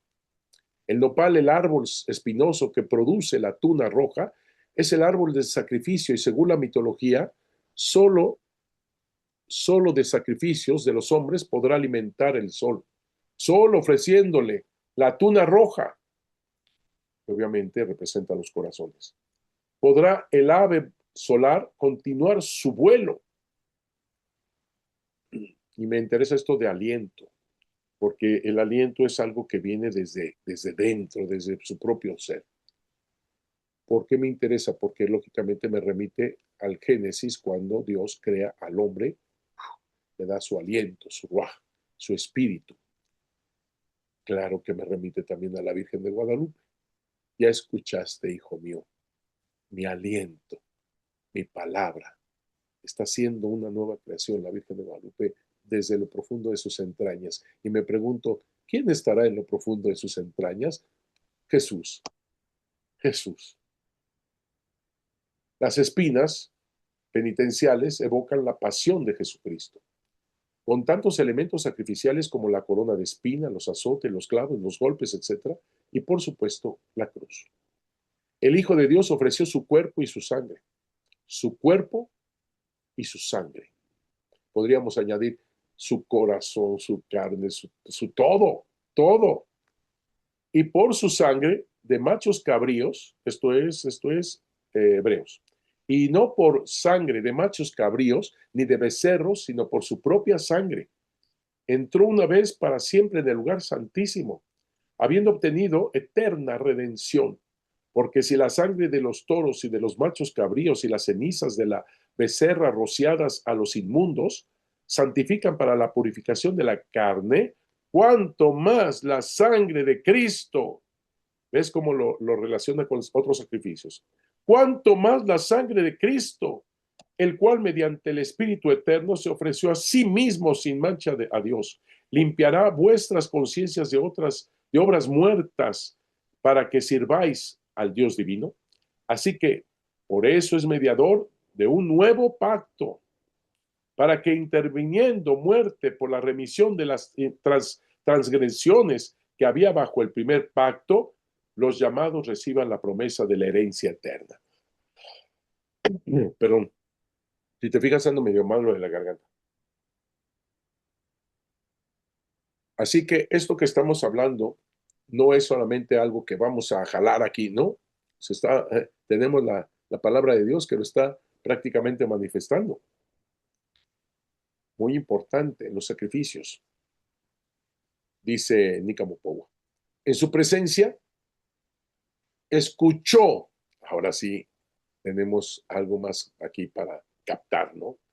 Su venerable aliento, su venerable palabra, que era sumamente afable, extremadamente noble, como de quien lo atraía y le mostraba su amor. Por favor, quiero dejar esta frase primero antes de seguir, porque aquí me parece muchísimo, bueno, importante, bueno, es que todo me parece importante, ¿verdad? Pero esto, como de quien lo atraía y le mostraba su amor. Uno se pregunta, ¿cómo es que después de la aparición de la Virgen de Guadalupe hay la conversión más grande en toda la historia de la iglesia? ¿Por qué? ¿Por qué? ¿Por qué actualmente recibimos en este santuario 27 millones? Es el lugar más visitado por peregrinos del mundo entero. ¿Por qué? ¿Por qué vienen gente de Polonia, de Corea, Corea del Sur, de Vietnam? ¿Por qué vienen tantos actualmente de Canadá, Estados Unidos, no se diga América Latina? ¿Por qué la Virgen de Guadalupe ahorita, en este momento, tiene tanta fuerza como devoción en África? Nos pidieron imágenes de la Virgen de Guadalupe a Hospital de África y a todos los enfermos en sus camas le ponen la Virgen de Guadalupe, a todo el hospital. Y uno se pregunta, ¿en África? ¿Por qué? ¿Por qué se les ocurrió aquí en México al director en ese entonces de satélites mexicanos poner la imagen de la Virgen de Guadalupe en un satélite y mandarla al espacio? Sí, lo estás oyendo bien. ¿Por qué? ¿De dónde? ¿De dónde viene toda esta gente? 27 millones, pregúntales, ¿quién ha leído el Nicamo Powa? Lo saben, saben el contenido. Los abuelos, los padres, sí. ¿Por qué? Y fíjate que yo creo que aquí está la respuesta. Extremadamente noble, como de quien lo atraía y le mostraba su amor. ¿Quién es Jesús? El amor. El amor que se hace paternal. Con razón ella dice, para ofrecer mi amor persona. Todo es Jesús. Todo viene de ese logos, de esa palabra, donde surge el aliento de ella. Ahora entendemos por qué, muy al inicio, en esa gran conversión, los españoles, no solamente los indígenas, los españoles venían en masa, que provocaban los problemas con los franciscanos, que no captaban la inculturación. Hombres santos, ya lo dije, los franciscanos, más santo uno que el otro, lo dije. Hombres extraordinarios, lo dije. Lo mejor de España vinieron, lo dije. Pero no llegaban a captar inculturación. Es obvio, porque nosotros nos quedamos ahí también. Ella toca el corazón. Ella lo hace así. Padre, ¿en dónde se basa que los españoles venían así? En la información de 1556 que hemos también visto. En la información de 1556, cuando hay ese problema entre el segundo arzobispo de México, Montúfar, con el prior de los franciscanos, Francisco de Bustamante. Y ahí todos los testimonios hablan de cómo los españoles van, incluso con este problema entre el arzobispo y el prior de los franciscanos, dicen los españoles, le pesa a Francisco Bustamante que los españoles vayamos ahí. Si antes íbamos una vez, ahora iremos cuatro. ¿Te acuerdas? ¿Qué provocó eso? Como de quien lo atraía y le mostraba su amor. Lo que vivió Juan Diego lo viven 27 millones, y me incluyo, 27 millones. Y es cuando dices, a ver, lo dice el mismo Juan Diego, búscate a otro. No, es así. Y sigo, es que me pega mucho esto. Dice, le dijo ella, escucha, hijito mío, el más pequeño Juanito. Nosotros más popularmente diríamos, escucha, mijito, el más consentido, mi chiquito. Así lo dice. El más pequeño, Juanito, ¿a dónde te diriges? Y él le contestó, señora mía, reina mía, muchachita mía, allá llegaré. Subrayo. A tu venerable casa en México, Tlatelolco, a seguir las cosas de Dios que nos dan, que nos enseñan quienes son las imágenes del Señor, Señor nuestro, nuestros sacerdotes. Híjole, aquí hay que, casi se merecía un curso todas estas frases para entrar en lo profundo de esto. Fíjate, por favor, eso de escucha, hijo mío, cómo me recuerda a Israel, ¿verdad? Escucha, Israel, me evoca a Dios omnipotente que habla al pueblo elegido. Y así es, Juan Diego ha sido elegido con toda su cultura, con todos sus antepasados. Escucha, hijo mío, mi chiquito, Juanito. Ese Juanito es Juan Diego, sí, por eso se traduce Juanito, que es cariño, amor, subrayo, dignidad también. Alguna persona me dijo, ¿por qué Juan Diego se dirige así a ella como mi hijita, mi chiquita, mi muchachita? Es una cosa que no va con una emperatriz, con nuestra reina. Sí, sí va. En la mentalidad indígena, por supuesto que sí. Porque, te recuerdo, el diminutivo es amor, cariño, ternura y dignidad. Y así se hablan. Estamos ante la puerta de esta historia de salvación en el amor, te lo estoy diciendo. Así que es algo bellísimo cómo se hablan, cómo le dice ella y cómo le dice él. Y dice, y él le contestó, señora mía, reina mía, muchachita mía. Casi le dice igual, mi hijita, mi niña. Fíjate que yo escuchaba a una vendedora, ayer que estaba yo allá por Tlalpan, estaba vendiendo sus gelatinas. Una señora ahí, un puestecito enfrente. Y me llamaba mucho la atención la manera de hablar. Es muy nuestro. ¿Qué va a querer mi reina? Güerita, ¿qué le damos? No, así todo es así. Mi niña, ¿cómo? Así les llamaba a las señoras de 60, 70 años. Mi niña, a ver, ¿qué va a querer? Así, mi reina, que no sé qué. Somos así. La Virgen de Guadalupe está inculturándose incluso en esa forma. Y Juan Diego, por supuesto, que responde, mi niña, mi chiquita, mi muchachita. Fíjate, y subrayé esto, a tu venerable casa de México, Tlatelolco.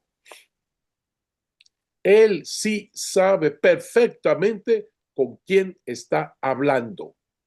He escuchado por ahí algunos programas de alguna persona que dice que él la confundió con una idolatría indígena. Eso es falso, ridículo. No es cierto. ¿Dónde está eso? No es cierto. Sabe quién es ella. Acuérdate que Juan Diego fue bautizado en 1524. Acuérdate que él va a Tlatelolco, al catecismo, a la misa. Estamos hablando de 1531, cuando el 9 de diciembre pasa todo esto, él iba a Tlatelolco. Y esto quiero subrayar. Juan Diego, el 9 de diciembre de 1531, no viene al Tepeyac. El Tepeyac, un cerro muerto, árido, pedregoso, sin vida. ¿A qué viene al Tepeyac? Él tiene que pasar al lado del Tepeyac para tomar la calzada de Tlatelolco hacia Tlatelolco, la calzada de Tepeyac hacia Tlatelolco. Él va a Tlatelolco. Su fin, su meta es Tlatelolco, no el Tepeyac. Ya después vendrá siendo el Tepeyac, por supuesto. Pero esto a veces les causa un poquito, a ver, ¿cómo? ¿No? Sí, y esto lo digo también, ahí están los abogados del diablo que te estaba diciendo, porque algunos decían que todo esto es porque Juan Diego venía de Cuautitlán a Tlatelolco y se da todo esto. No, no venía de Cuautitlán. Porque si Juan Diego surgiera, saliera de Cuautitlán, que además no tenía por qué hacerlo porque había ya convento allá, pero bueno, si saliera Juan Diego de Cuautitlán, tenía que bajar y tomar la calzada de Tenayuca para llegar directamente a Tlatelolco, sin cruzar la Sierra de Guadalupe, ya te imaginarás, cerros, darle la vuelta, subir, bajar, todo eso. Además, si es al rayar la luz del sol, al amanecer, estamos hablando a las 7 de la mañana. Para de Cuautitlán, para venir al Tepeyac, vuelvo a repetir, que no tenía por qué venir al Tepeyac, por eso lo estoy diciendo, va a Tlatelolco, tendría que pasar 7, 8 horas. Es decir, tenía que salir como a las 11 de la noche anterior. Ahora, espérame, es noche con su antorcha y todo eso. Ok, no, no creo que ni en 7 horas, ponle 7, 8 horas. Estamos hablando de las 11 de la noche. Para llegar a rayar la luz del sol a las 7 de la mañana en el Tepeyac. No tenía por qué venir al Tepeyac, vuelvo a repetir, porque está la calzada de Tenayuca, que saliendo de Cuautitlán, bajando sin subir tanto cerro y todo eso, llegas a la calzada de Tenayuca, llegas a Tlatelolco, estamos hablando de 5 horas, más o menos. Ni aún así, ni aún así, porque vuelvo a repetir, Juan Diego, que conservaba la casa de Cuautitlán, él se traslada a Tulpetlán, como muy bien inició en la introducción Miguel.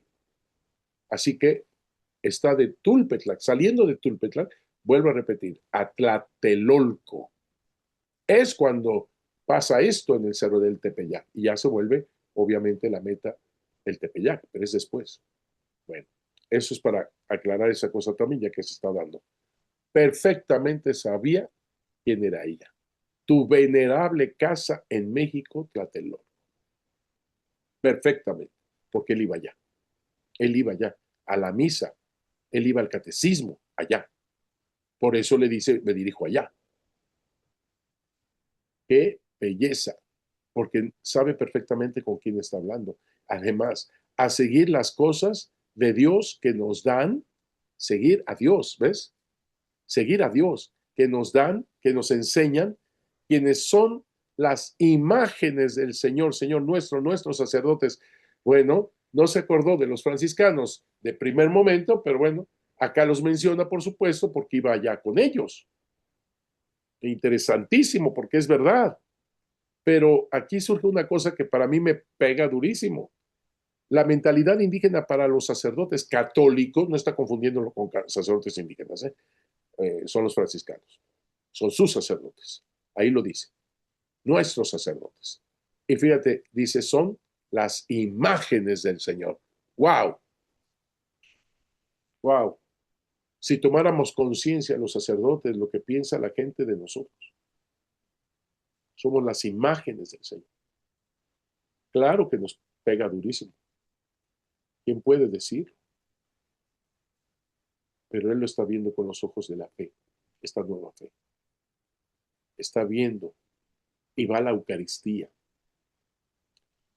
y va a las enseñanzas. Es de veras muy fuerte para un sacerdote escuchar esto, porque siempre va a tocar tu historia y nada que ver. O sea, tenemos que convertirnos los sacerdotes en primerísimo lugar. Esto es verdadero, pues por el venerable aliento y la venerable palabra de la Virgen María se está realizando una nueva creación con su aliento y su palabra que manifiesta desde sus entrañas a Dios, omnipotente y creador, un Dios que es amor. Y esto es lo que atrae a cualquier ser humano, como lo experimentó el mismo Juan Diego, que fue atraído por eso, precisamente su afabilidad, de su nobleza, y era, al final de cuentas, su amor lo que le atraía y le manifestaba el amor que viene en su inmaculado vientre, un Dios vivo y verdadero que viene a encontrarse con el ser humano. Es una síntesis.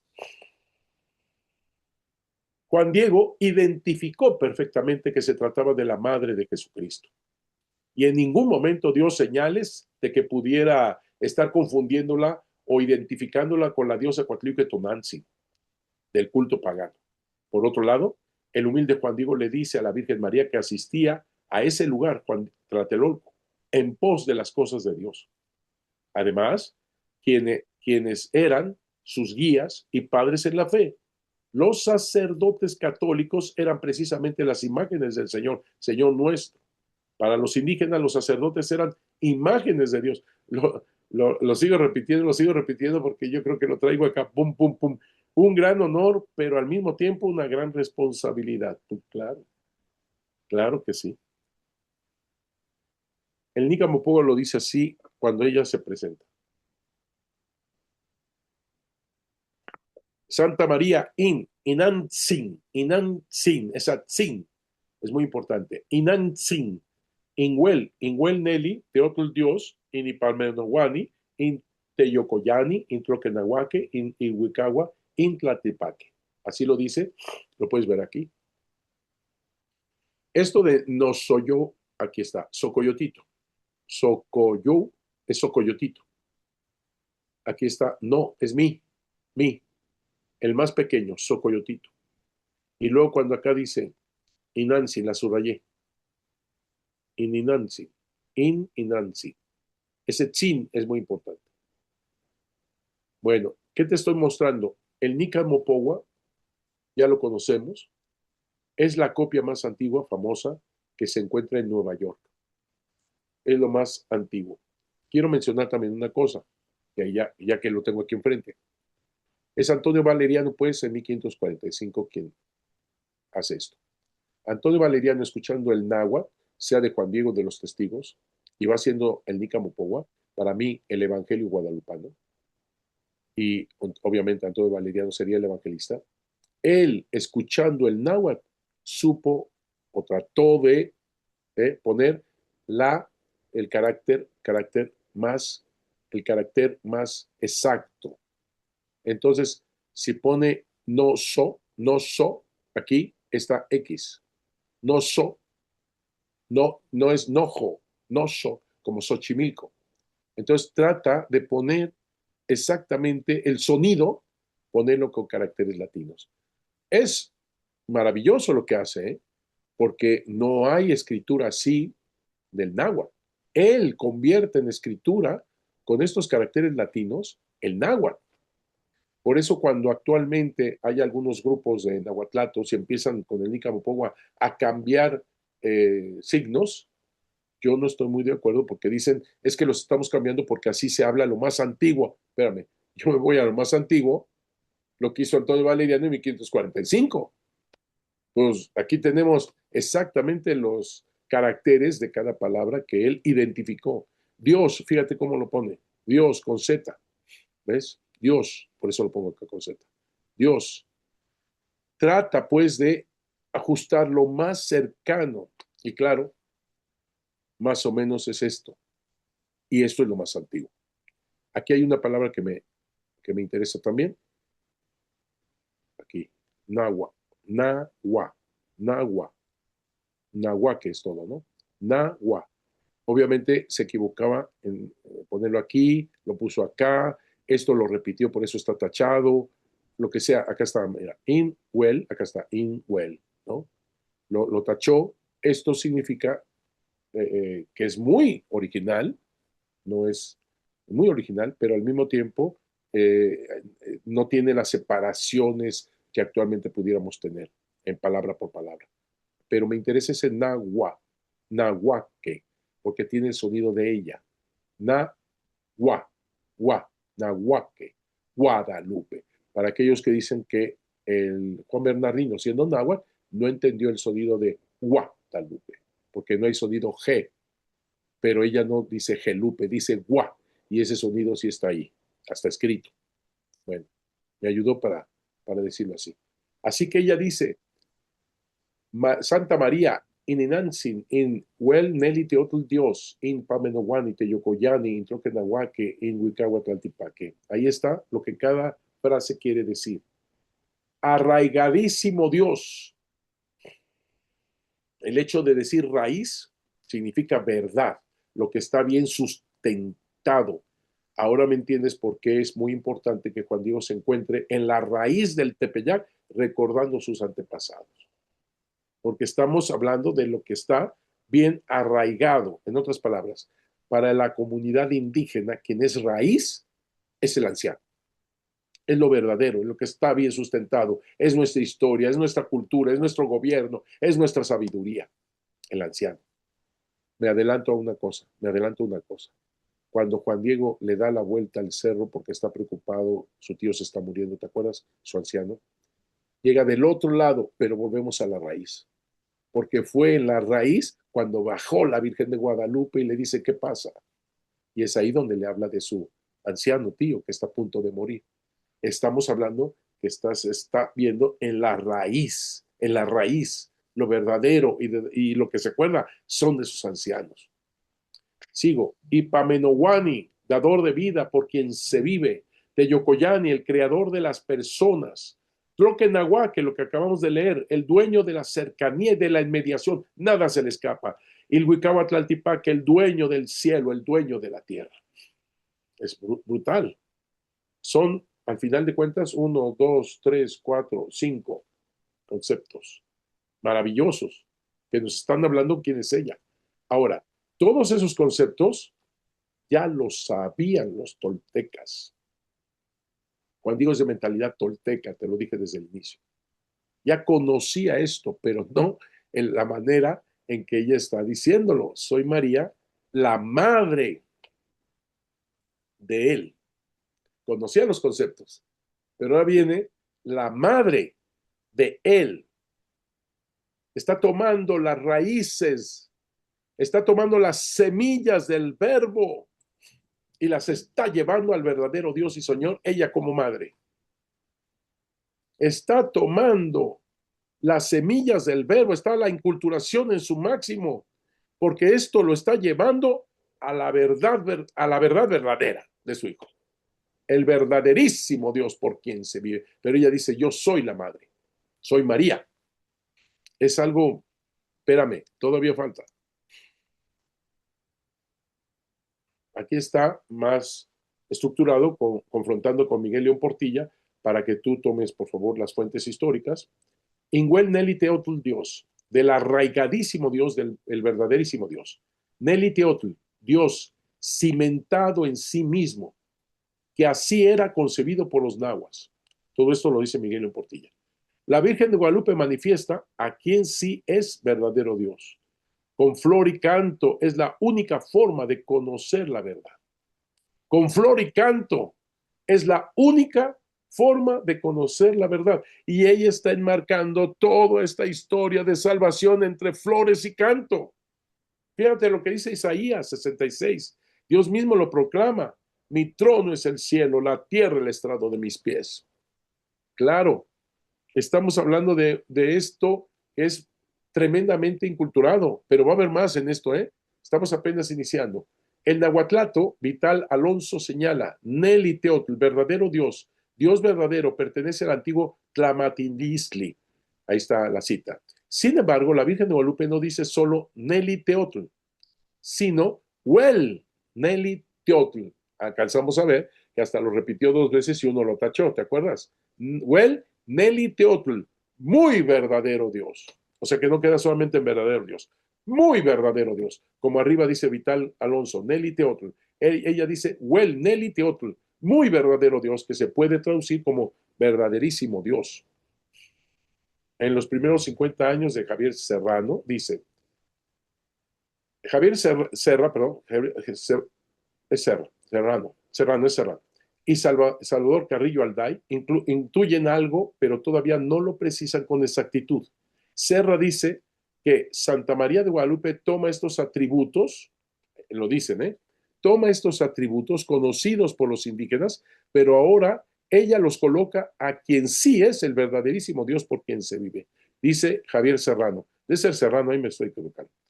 Que ella, refiriendo toda esta riqueza de atributos divinos a un solo y verdadero Dios, la Virgen María, la Virgen Madre, enseña a sus nuevos hijos la fe en el único Dios a quien se debe adoración y todo honor. Con esto el mensaje de Guadalupe toca la cumbre de la evangelización, lo dice Javier Serrano, la cumbre de la evangelización. Y digo yo que lo van vislumbrando, ¿eh? Pero todavía falta lo que vamos a ver a continuación. Fíjate lo que dice Salvador Carrillo Alday. Estas palabras, el mensaje guadalupano toca el corazón del misterio de María. María de Guadalupe es la Virgen que conoce. A ver, espérame, te voy a quitar. Ay, perdón. No, espérame. Es que necesito quitarte. Ahí está. La Virgen de, ahí está. María de Guadalupe es la Virgen que concibe al Hijo de Dios. Es la Teotocos y la Deipara de la más auténtica tradición antigua canalizada en los documentos de los concilios ecuménicos desde Éfeso hasta el Vaticano II. ¿Te das cuenta de lo que dice Salvador Carrillo Alday? Él es escriturista, ya murió, está en el cielo. Y ahí tienes toda la cita. Pero un detalle es digno de subrayarse. María de Guadalupe se revela en un momento histórico concreto. Esto es, cuando un nuevo pueblo nace a la fe del Dios único y verdadero y abandona la idolatría y el paganismo. No es entonces extraño que la afirmación de la maternidad divina de María vaya seguida de una exposición del monoteísmo triunfante, madre del Dios verdadero, por quien se vive, cabe quien está todo, Señor del cielo y de la tierra. Está sintetizando las palabras de María cuando dice en náhuatl. Y dice Salvador Carrillo, con esto termino el día de hoy, pero terminamos con esto. Salvador Carrillo Alday continuó confirmando estas ricas nociones de tradición sobre el Dios verdadero. Perdón, es que estás aquí. De teodicea, no de tradición. Lo vuelvo a leer. Estas ricas nociones de teodicea sobre el Dios verdadero sitúan el mensaje del Tepeyac en la línea majestuosa del monoteísmo del segundo Isaías. Fíjate lo que está haciendo Carrillo Alday, viéndolo desde el ángulo del Antiguo Testamento. Y ahí tienes todas las citas de Isaías. Dios único y eterno. El Dios que llamó al ser humano para que viva. El Dios creador del cielo y de la tierra que dio aliento a sus habitantes. Lo vuelvo a repetir. El Dios creador del cielo y de la tierra que dio aliento a sus habitantes. Yo soy, elige testigos de quien es el único Salvador. Único Dios y Salvador, no tengan miedo. Wow, es que esto es brutal de Isaías 44. Único Salvador, Dios y Salvador, no tengan miedo. Ustedes son testigos que Dios es el único Dios creador. No, qué manera de presentarlo desde el punto de vista del Antiguo Testamento por parte de Salvador Carrillo Alday. ¿Ven? Es la unidad de todo esto que armoniza todo. Pues ya llegamos al final. Estoy emocionado, por eso no quería terminar, pero bueno, me pasé 2 minutos, 3 minutos. Aplíquenlo por sus múltiples pecados. Somos felices, estamos aquí con Isaías, ahí lo dejamos para la próxima ocasión que nos toca.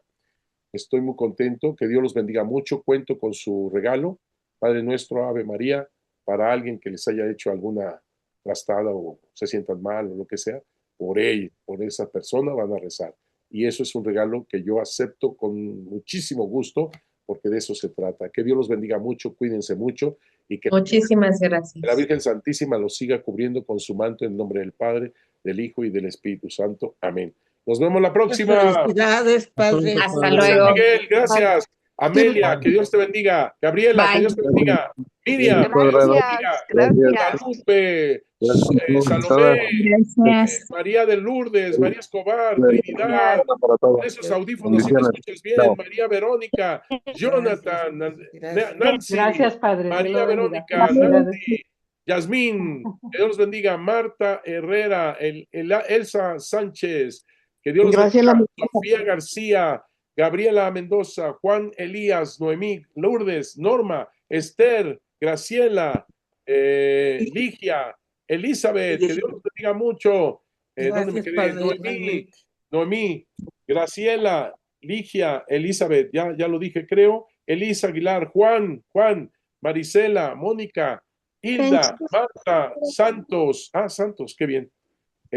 María Guadalupe, Yolanda, Sandra, Adriana, Mónica, que Dios los bendiga mucho. Gracias, Verónica, que Dios los bendiga. Gracias, Padre. Nos vemos. Gracias a todos. Muchas Bendiciones. gracias. Bendiciones a Nos vemos. Que Dios los todos. bendiga mucho. Cuídense mucho. Hasta pronto, que Dios Gracias los a ti. bendiga. Gracias, Miguel. Gracias. Bye. Gracias, Miguel. Un abrazo. Diosito te Miguel, bendiga. Jane. Gracias, Miguel. Bendiciones a Hasta todos. luego, padre. Igual, Gracias, padre. gracias. Gracias, Miguel. Bye, Miguel. Gracias, bye. Bye. Gracias.